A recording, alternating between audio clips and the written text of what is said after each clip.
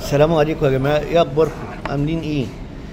والله في ناس بتسألني، يعني بيقولوا لي المحتوى بتاعك مش هيكسبك وهيظبطك، وكمان ما بتطلعش لايف على التيك توك، وكمان ما بتخشش ومش عارف ايه. ايه ناس.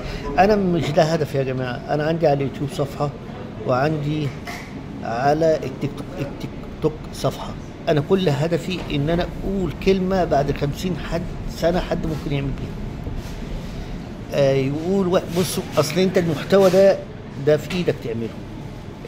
محتوى كتير في ايدك تعمله، كتير. هتقول لي ايه؟ ممكن تعمل حاجات ما ترضيش ربنا كتير في المحتوى. ممكن تقدم رقص، ممكن تقدم غنى، ممكن تقدم تهريج وتهييس، ممكن تقدم حاجات تقل من نفسك ومن اللي حواليك. تقدر تقدم مطوش مباشر، تقدر تقدم افلام وتتكلم عنها. كل الحاجات دي ما متاحه، وسواء في اليوتيوب او في التيك توك ما حدش يمسك علينا غلطه، لان احنا بنعملها بطريقه يعني الا عشان انا ذاكرت الحاجات دي يعني وفهمتها. بتتعمل بطريقه كده احترافيه، بحيث ان هو ما يجيلكش رفض على المحتوى. بس هو دي مش مشكلتي. انا مش عايز كده. انا هتقول لي يعني انت مش عايز تكسب؟ لا والله، الواحد نفسه يكسب، بس يا نكسب من كلمه حلال يا بلاش خالص. انا عارف ان المكاسب في التيك توك ما بتجيش على الفيديوهات، بس انا هفضل اعمل فيديو، مش هعمل غيرها. انا بحاول اقدم محتوى صالح لاخواتنا، وكل واحد يقدم المحتوى بتاعه. انا ما بعرفش اخش مباشر، واقعد اقول لواحد اكبس واعمل و... يعني مش دين، مش يعني كل واحد ليه طريقه اللي رسمه لنفسه. كل واحد ليه طريقه لنفسه رسمه لنفسه. انتوا فاهمين ازاي؟ انا والله بصرف على القناه، وبقعد بشتري بعلي الباقة عندي في تليفوني عشان اقدر احمل فيديوهات ليه؟ لاني ما اعرفش، انا ممكن اقول كلمة تصلح من حال حد، يكون سبب يعني.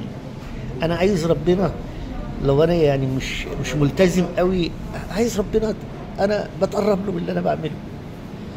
يمكن بناتي او ولاد بناتي بعد كده 20 30 سنه يبقوا محتاجين حد تقول لهم بصوا على جده اهو بيتكلم في عندكم، اكتبوا كذا وهتلاقوه كده. ده اللي انا عايز اسيب اثر لطيف يعني. اصل خلي بالكم، المال هتسأل عليه في القبر. فانا هقول له ايه يا رب؟ انا كنت بقول للناس كبس، اللي عايز يعمل كده يعمل، كل واحد له حريه شخصيه. كنت بقعد اهرج، والله بيقولوا حاجات يعني الله.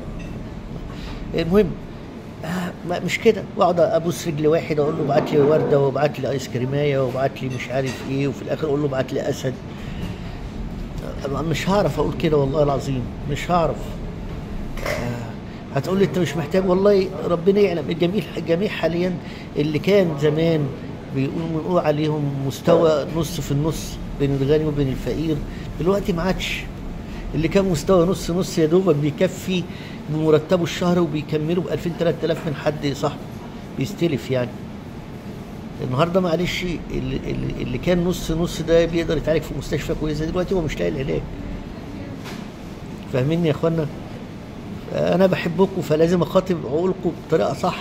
انا بحب الناس، وراجل رغاي جدا، وراجل بحب العلاقات الانسانيه. مش هينفع ان انا احس ان انا بعمل اهانه ليكم، ان انا اقول حاجه لا طليقه بيكم. ممكن اقول نكته كده بس، يعني على سبيل ترويح للقلب ليكم يعني. ولكن ما ربنا كبير. مع السلامه يا اخوانا.